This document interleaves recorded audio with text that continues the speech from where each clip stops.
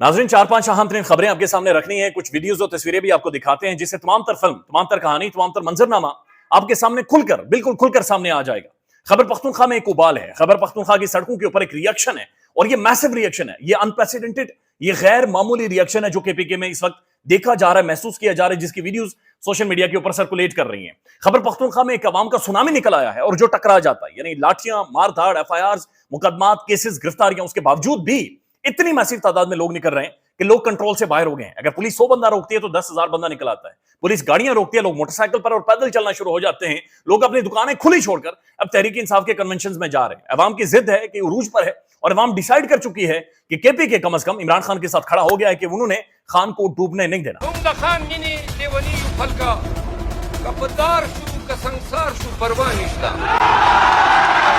अब ये मर्दान और बुनेर के कन्वेंशन हैं, तस्वीरें देखें, वीडियोस देखें और बड़ी मुश्किल से लोग पहुंचते हैं, लेकिन लोग वहां पर पहुंच रहे हैं। खैबर पख्तूनख्वा में ही बड़े बड़े मैसिव जिरगे हो रहे हैं और जिरगों में बैठकर लोग हिकमत अमली बना रहे हैं। खुद जिरगे करते हैं, बैठती है अवाम, बैठती है, डिसाइड कर रही है, फैसले कर रही है। और फिर गुल हसन जफर के जो बेटे को उठाया गया था उसके बाद भी एक मैसिव जिरगा हुआ है और वहां पर यह करारदाद मंजूर हुई है कि अब पुलिस को इजाजत नहीं दी जाएगी कि वो लोगों के घरों के अंदर घुसे, चादरों चार दीवारी के तकद्दुस पामाल करे, खवातीन को उठाए या बच्चों को उठाए। तो केपीके बहुत ज्यादा डिसाइड कर चुका और महसूस हो रहा है कि जो केपीके का इंपैक्ट है ये ट्रांसलेट होगा पंजाब में और पाकिस्तान के बाकी सूबों में भी। लेकिन जो हिकमत अमली है, हिकमत अमली ये है कि इतना मैसिव क्राउड निकलता है कि जो इंतजामिया के कंट्रोल से बिल्कुल बाहर हो जाता है। अब एक और तस्वीर देखें, इस तस्वीर को गौर से देखें, 3 से 4 दफा देखें। ये तस्वीर हमारी असल औकात है, ये हमारी असल वैल्यू है, ये हमारा असल चेहरा है कि जो दुनिया के सामने है। ये एक इंटरनेशनल, एक बैनुल अक़वामी समिट हो रहा है क्लाइमेट चेंज के ऊपर और ये कॉन्फ्रेंस ऑफ पार्टीज है जो कि 28वीं है और इसमें क्लाइमेट चेंज के हवाले से दुनिया भर की लीडरशिप यहां पर मौजूद है। लेकिन इस कॉन्फ्रेंस के फ्रंट पर कौन खड़ा है? नरेंद्र मोदी खड़ा है। ये वही मोदी है जिसने रिसेंटली कनाडा के अंदर सिख को मरवा दिया। ये वही मोदी है जिन्होंने रिसेंटली इन्होंने अमेरिका के अंदर एक और सिख को मरवाना था और वहां पर ये रंगे हाथों पकड़े गए, लेकिन वो सबसे आगे खड़े हैं। हमारे पीएम साहब किधर हैं? एक न्यूक्लियर स्टेट के निगरान वजीर आजम अनवारुल्लाह काकड़ साहब जो बड़ी अच्छी अंग्रेजी बोलते हैं, जो बड़ी तगड़ी शख्सियत है, वो किधर है? वो बिल्कुल दुनिया के आखिरी कोने में खड़े, वो सबसे पीछे खड़े हैं। ये मकसद काकड़ साहब को बुली करना या उन्हें ट्रोल करने का नहीं है, मकसद अपनी असलियतें, अपने आप को देखने का है, शीशा देखने का है कि पाकिस्तान क्लाइमेट चेंज से, मौसमियाती तगय्युरात से सबसे ज्यादा मुतासिर हुआ है। सैलाब में हमारी तबाही निकल गई, हमारे लोग बेघर हो गए, हमारी फसलें तबाह हो गई, हमारा मुल्क सबसे ज्यादा मुतासिर हुआ है। उसके बाद इंडिया मुतासिर हो रहा है, लेकिन इंडिया तो सामने खड़ा है। इंडिया को तो दुनिया पैसे देगी, डैमेज कंट्रोल के पैसे इंडिया को दिए जाएंगे, लेकिन हमारे पीएम साहब वो आखिरी कोने पर खड़े। सोचने की जरूरत है, क्योंकि हमारी तरजीहात बड़ी मुख्तलिफ है। हमारी तरजीहात क्या है? हाजरा के साथ इमरान खान के कुत्ते ने क्या किया? हाजरा ने किताब लिख दी है, जावेद चौधरी की मर्दाना किधर जा रही है, खबर मानी का वो जो कहते हैं मेरी बीवी रात को खान के साथ मुलाकातें करती थी, बातचीत करती थी, जुल्फी बुखारी हमारे घर में आता था। हमारी तरजीहात बड़ी डिफरेंट है कि अडयाला जेल में इमरान खान का खुफिया ट्रायल कैसे होगा, जो सारी खबरें हैं, जो सारी मालूमात है, जो इन्फॉर्मेशन है, वो इमरान खान के नाड़े के गिर्द घूम रही होती है। लिहाजा हमारी तरजीहात ये हैं और अब दुनिया ने भी हमें सीरियस लेने से इनकार कर दिया और दुनिया भी अब हमें सीरियस नहीं ले रही। यानी एक निगरान वजीर आजम को, जिसका एक मैंडेट सिर्फ ये है कि उसने मुल्क में इंतखाबात करवाने हैं, उसे दुनिया में कौन सीरियस लेगा? और ये देखने और समझने की जरूरत है कि काकड़ साहब किधर खड़े हैं। यानी काकड़ साहब को इस मोदी के साथ खड़े होना चाहिए था। इंडिया और पाकिस्तान सबसे ज्यादा मौसमियाती तगय्युरात से मुतासिर हो रहे हैं। दुनिया को इन दोनों ममालिक को डैमेज कंट्रोल के पैसे देने चाहिए। इंडिया और पाकिस्तान मिलकर एक हिकमत अमली बनाते और हिकमत अमली के तौर पर इस डिजास्टर को कन्फ्रंट करते, फेस करते।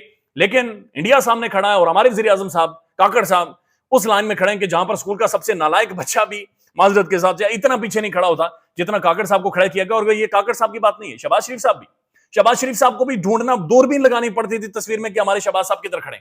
उन्हें भी बिल्कुल आखिरी कोने में दुनिया में वहां पर जगह दी जाती है और वहां पर बदकिस्मती से खड़े होते थे। ये ऑप्टिक्स हैं, इन्हें देखें, इन्हें समझें। ये असल ट्रांसलेशन है कि हमारे मुल्क के अंदर असल में हो क्या रहा है। एक और मामला है, इमरान खान साहब ने, साबिक वजीर आजम पाकिस्तान की सबसे बड़ी पॉलिटिकल पार्टी के सरबराह ने काजी फाइज ईसा साहब सुप्रीम कोर्ट के खत लिखा था।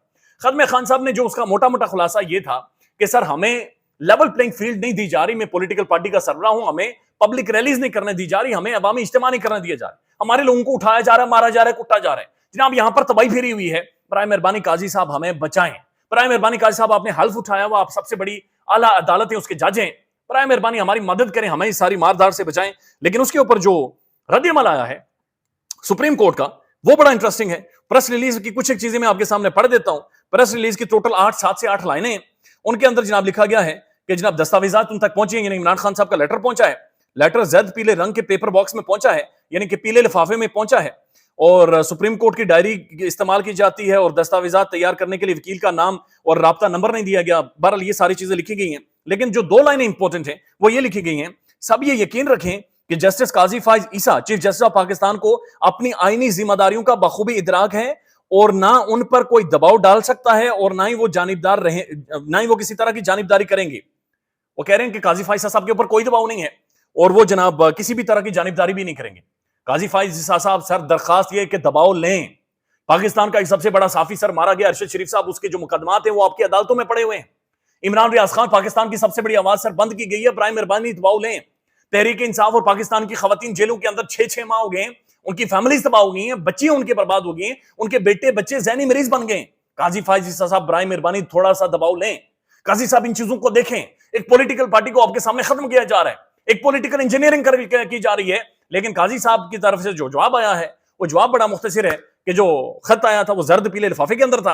اور جناب دوسرا معاملہ یہ ہے کہ قاضی صاحب یہ کہہ رہے ہیں کہ میرے اوپر کوئی دباؤ بھی نہیں ہے اور جناب میں اور نہ ہی وہ کسی طرح کی جانبداری ہے. اللہ تعالیٰ کے فضل سے وہ اپنے فرائض کی ادائیگی اور اپنے منصب کی حلف کی پاسداری کرتے رہیں گے. قاضی صاحب سر درخواست یہی ہے کہ حلف کی پاسداری نہیں ہو رہی, گاڑیاں آپ کی نیلام ہو جائیں گی, ایک اور گاڑی لینے, پاکستانی عوام اپنے خون پسینے سے آپ کو خرید کر دے گی, لیکن پاکستانی عوام کو بچائیں. ان کے جو کیسز عدالتوں میں زیر التوا ہیں, جو پینڈنگ کیسز ہیں, برائے مہربانی ان کے حوالے سے کوئی خلاصہ جاری کریں. برائے مہربانی جو لوگوں کی مار دھاڑ ہے اس کے بارے میں کچھ سوچیں. پاکستان کے اندر لوگ ڈپریشن میں جا رہے ہیں, لوگ ملک چھوڑ کر جا رہے ہیں. قاضی فائز صاحب برائے مہربانی ان چیزوں کو دیکھیں, تھوڑا سا عوام کا کم از کم دباؤ لیں جن کے لیے آپ وہاں پر بٹھائے گئے ہیں. اب ایک اور معاملہ ہے, ایک تو انٹرا پارٹی انتخابات کا معاملہ ہے, وہ بھی آپ کے سامنے رکھ دیتے ہیں, لیکن اس سے پہلے جو سائفر کیس ہے جو اس وقت بھی اڈالہ جیل میں چلایا جا رہا ہے, جس کے بارے میں باقاعدہ احکامات جاری ہوئے تھے کہ میڈیا بھی الاؤ ہوگا, پبلک بھی الاؤ ہوگی, سول سوسائٹی بھی الاؤ ہوگی, وہاں پر بیٹھنے کی بھی اجازت ہوگی اور وہ جیل کے اندر ہی ایک اوپن ٹرائل ہوگا. لیکن اس کے اوپر آج پہلا مذاق کھل کر سامنے آ گیا ہے. عمران خان صاحب نے آج سافر والی جو عدالت ہے جج ابو الحسنات ذوالقرنین صاحب کی, وہاں پر خان صاحب نے رولا ڈالا کہ جناب یہ عوام کدھر ہے, پبلک کدھر ہے, یہ تو اوپن ٹرائل ہونا ہے, پبلک کدھر ہے. تو اس کے بعد بتایا جا رہا ہے کہ 7 سے 8 بندے اندر آتے ہیں اور وہ بندے اندر آ کر بیٹھ جاتے ہیں. اس کے اوپر زین قریشی کیا کہہ رہے ہیں, پہلے ان کی ویڈیو سن لیں. ہم نے جب شور مچایا تو وہاں پر پبلک کے 4-5 نمائندگان بٹھا دیے گئے, جو مجھے بظاہر تو پبلک نہیں لگ رہی تھی, لیکن اللہ بہتر جانتا ہے کہ وہ کہاں سے آئے تھے اور اچانک پبلک کا بندوبست کیسے ہو گیا, وہ میں آپ کی جانب پہ چھوڑتا ہوں. زین قریشی صاحب یہ کہہ رہے ہیں کہ جناب 7 سے 8 بندے آئے اور وہ پبلک لگ نہیں رہی تھی, لیکن اتنی جلدی پبلک کیسے مینج ہوئی, کیسے ارینج ہوئی, یہ اپنے آپ میں ایک سوالیہ نشان ہے. لیکن اس کے اوپر پاکستان ثاقب بشیر صاحب نے بھی لکھا ہے کہ شاید وہ 7 سے 8 قیدی تھے, چونکہ باہر تو کوئی پبلک تھی نہیں, تو اندر سے ہی 7 سے 8 بندے یعنی پبلک مینج کی گئی, مینوفیکچر کی گئی اور اس کے بعد لا کر وہاں پر بٹھایا گیا.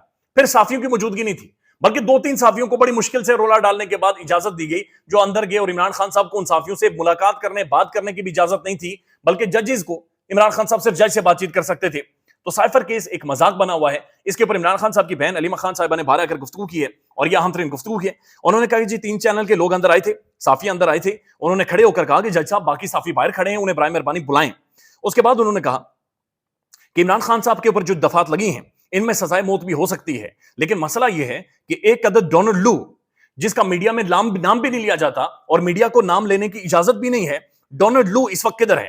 اس کے بعد وہ کہتی ہیں کہ ڈونلڈ لو نے جو سائفر بھیجا تھا, جو پیغام بھیجا تھا, وہ انہوں نے جنرل باجوہ کو بھیجا تھا, اور وہ انہوں نے چھپا کر جنرل باجوہ کو بھیجا تھا, اور وہ پرائم منسٹر اور فارن منسٹر کو ایڈریس نہیں تھا, بلکہ وہ باجوہ صاحب کو بھیجا گیا تھا, جو کہ بعد میں آ کر پی ایم اور فارن منسٹر کو پتا چلا, اور اس کے بعد جو ساری سازش ہے وہ سازش بے نقاب ہوئی ہے. تو انہوں نے پوچھا کہ آج ڈونلڈ لو کدھر ہے اور آج باجوہ صاحب کدھر ہیں, برائے مہربانی ان دونوں کو بلائیں. انہوں نے کہا کہ ہم یہ سارا معاملہ بڑے مشکل میں پھنس چکا ہے, ڈونلڈ لو بھی اب پھنس چکا ہے, اور ہم اب اور زیادہ برداشت نہیں کریں گے, بلکہ ہم امریکہ میں جائیں گے اور ڈونلڈ لو کے اوپر کیس کریں گے کہ ڈونلڈ لو نے پاکستان کو کیسے دھمکی دی تھی.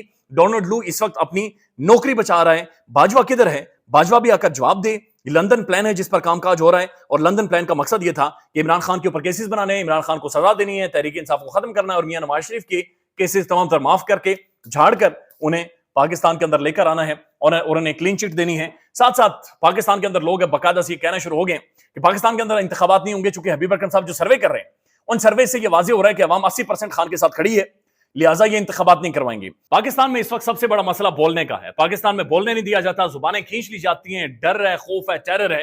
پاکستان کا میڈیا مکمل طور پر کنٹرولڈ ہے, ویل مینجڈ ہے, ایک میسو سینسرشپ ہے. اسی طرح کا دباؤ پاکستان میں سیاست.pk بھی فیس کر رہا ہے, جسے پاکستان بھر میں گزشتہ کئی مہینوں سے ماورائے آئین, ماورائے قوانین مکمل طور پر بند کر دیا گیا ہے. मुकम्मल तौर पर बैन कर दिया गया है। सियासत डॉट पीके की नशरियात को लिमिटेड करके पाकिस्तान में छोड़ दिया गया है। तमाम तर कानूनी मुआवजे के ऊपर आवाज उठाई गई, दस्तक दी गई, लेकिन हर तरफ से खामोशी है, सन्नाटा है, कहीं पर कोई सुनवाई नहीं है, कोई सुनने को तैयार नहीं है। लेकिन इसका हल क्या है? क्या खामोश हो जाएं? क्या सवाल ना करें? क्या मालूमात आप तक ना पहुंचाएं? क्या इंफॉर्मेशन आप तक ना पहुंचाएं? मालूमात भी पहुंचेगी, इंफॉर्मेशन भी पहुंचेगी, सवालात भी उठेंगे, लेकिन अब आपने रोल प्ले करना है, आपने अपना किरदार अदा करना है। और छोटा सा एक प्रोसीजर है, प्रोसेस है, उसके बाद आप अपना किरदार अदा करें और हमारी मदद करें।